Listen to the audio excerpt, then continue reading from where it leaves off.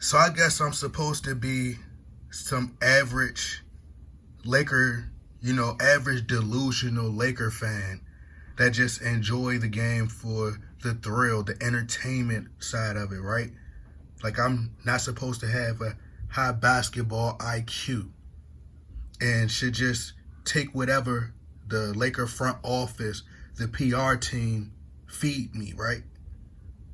I should just accept it. I should just remain optimistic every season. The the regular Laker fans, the same old Laker fans. Oh, the Lakers are going to win the finals next year. Oh, the Lakers are this year is going to be better than last year. Oh, you're not a real Laker fan? You're not no real Laker fan. You have no hope. So I'm just supposed to believe that next year is going to be better than last year because we've added Darwin ham, Darwin turkey. Now, I want to play you guys an audio clip. This is actually a video clip of Russell Westbrook's introduction to the Los Angeles Lakers. Now, I want you guys to hear how, as far as like how the coaches. I want you guys to hear what Darwin Ham has to say in comparison to what Frank Vogel has to say, and how they're going to utilize Russell Westbrook on the floor, and to be able to, how is it going to work for Russell Westbrook, LeBron James, and Anthony Davis on the floor. Now, I'm going to read to you guys what Darwin Ham had to say on Russell Westbrook's role with the Lakers, right? So he says, I think the style of play we're going to have, all of those guys, not only just Russ, but LeBron James, Anthony Davis, they're going to be able to share the load. And one thing I mentioned to Russell Westbrook is the way I'm built, the success I've seen, especially most recent in the last 9 years and last 4 years, being with Coach Bud in Milwaukee, also in Atlanta, but in Milwaukee. One thing we always preach and we'll continue to preach to be our foundation of our team is defensive mindset, being able to defend at a high level. Now, we all know that Coach Frank Vogel is a very defensive-minded coach. Really great at defensive schemes. Now, we also know that LeBron James, at this stage of his career, doesn't play that much defense. He don't.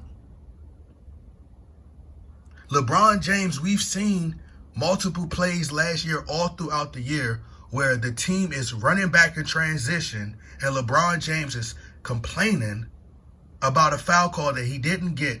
Have the guys he's slamming the ball on the ground getting frustrated at his teammates when he's the one not playing defense.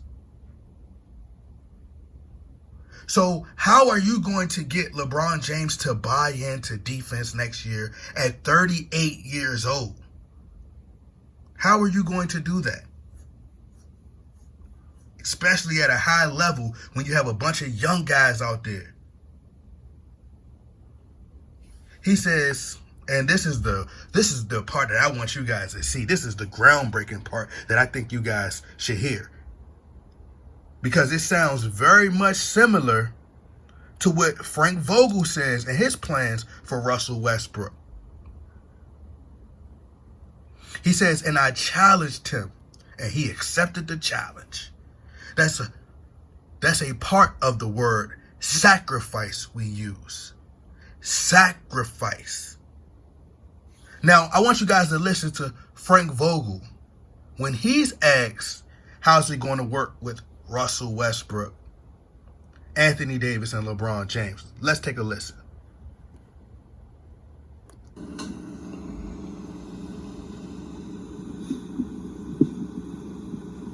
Cool question for Frank. Russ kind of shared a little bit of his vision of how this might work out over time, but I'm curious, what is your vision for how LeBron AD and Russell can all work together, and in what ways do you see each of them maybe needing to adapt their games for it all to maximize its fullest potential? Yeah, well, I mean, I think anytime you have three great players like this, there is an element of sacrifice. Whoa. There's an element of what? There's an element of what? Yeah, well, I mean, I think anytime you have three great players like this, there is an element of sacrifice required, and we've all talked about that and are all in on that. But these three guys can do it all, And what I love about our group, Bron, AD, and Russ, is they're all make the right play players. You know what I mean? It's not just about scoring or being a one-dimensional player. They can all do it all. So.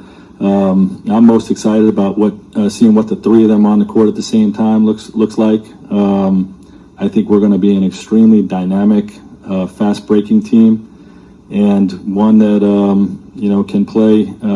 They can play off of all three guys in many different ways. So I think with the athleticism of those guys, plus the guys the complementary parts we put together, the shooters and the defenders. I think we got a real chance this year to do something special, and it's on us now to put in the work, and if you get this type of talented guys to buy in and put in the work, hopefully we can achieve something special. So as we just got finished listening to Coach Frank Vogel speaking about sacrifice once again, if all you Illuminati heads out there, it's not blood sacrifice, okay? They're not talking about that type of sacrifice.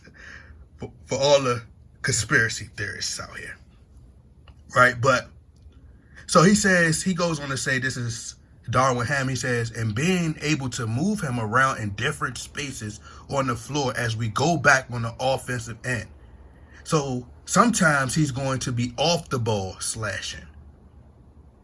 So Russell Westbrook, who's not really a great shooter, is going to be off the ball slashing. And just the mere fact that you're thinking about having Russell Westbrook play off the ball is quite laughable. Sometimes he's going to play in the dunker. Sometimes he's going to be initiating things. He may post up a little bit. He may be the screener and pick and rolls. So how much different is that now that maybe it's because he's a black coach?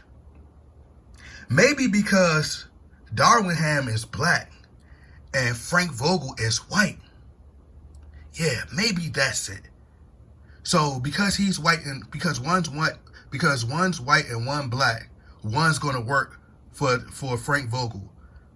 So basically, Darwin Ham can use Frank Vogel's playbook, but it's going to work for Darwin Ham because he's black. That's what it is. Yes, black power, people. Black power. My brother. Black power, my brother. Red fish, blue fish. Knick-knack, paddywhack. Give a dog a bone. So being able to diversify his plan of attack, where he's not just rushing the ball up the court, facing three defenders every time, and just having to put his. Like I said in the press conference, run to the telephone booth and put their capes on. Everybody needs to be involved with what we're doing on both sides of the ball.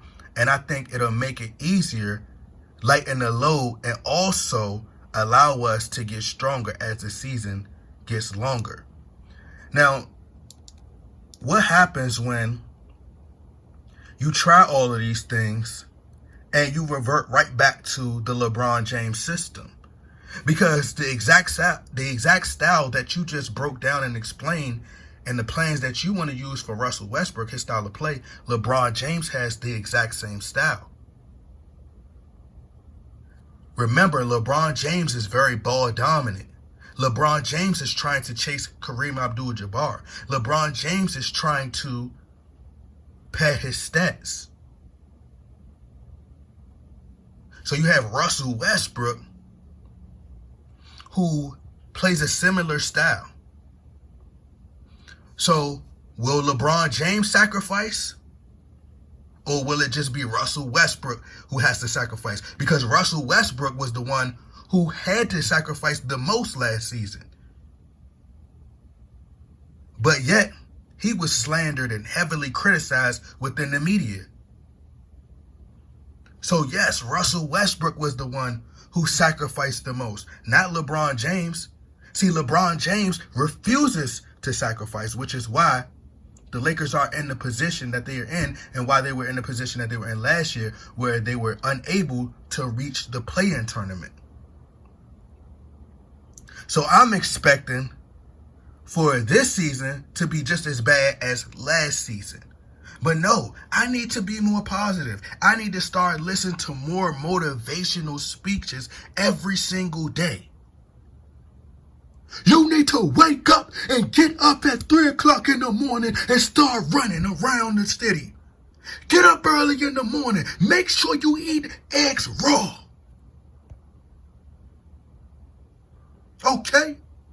Make sure you get up. You ain't going to just sit around and just be laying around. Motivate yourself. Get up. Be more positive. But no, I'm not a Laker fan. If I'm being honest, if I'm speaking the truth, I have to come up here and be delusional. Just accept what the media is telling me. Oh yeah, the Lakers are going to be champions next year. Oh yeah, man, the Lakers are going to make it. You know what? LeBron James is going to play elite defense. He's going to step up on defense next year, bruh. LeBron James is going to turn the clock back, and he's going to go back to being a 5-time All-NBA defender. At 38 years old, LeBron James is going to be a lockdown defender. He's going to be better than Scottie Pippen was on defense, and Michael Jordan. That's what's going to happen next year. Anthony Davis, he ain't going to get injured next year. Let's be more positive. Let's speak it into existence. Let's keep this positive vibe circulating in the universe. Y'all are negative. You are starting to say, what is your sign? What's your horoscope? Because you're starting to sound like a Gemini. You're starting to sound like a Libra. Man, I need to talk to my ancestors, because my ancestors, the ancestors, man, is generational curses. We got these generational curses that's stopping the Lakers from being able to win. But I'm out, man. Darwin Ham's game plan sounds a lot like Frank Vogel. I'm out.